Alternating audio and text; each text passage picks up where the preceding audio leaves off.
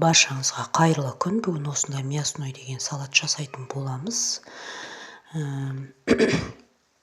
Оған керекті заттар: 4 асылған картошка, 3 асылған сәбіз, 4 тал асылған жұмыртқа, 3 тал тұздалған қияр, 1 банка горохымыз, және асылған етіміз, 4 ас қасық майонезіміз, 1 шым тұз қосамыз.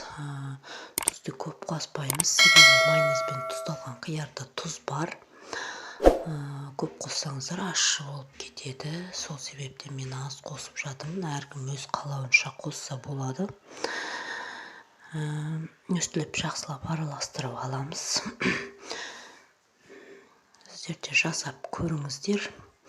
Дәмі керемет. Етпен жасалғаннан кейін дәмді болады бұл салат.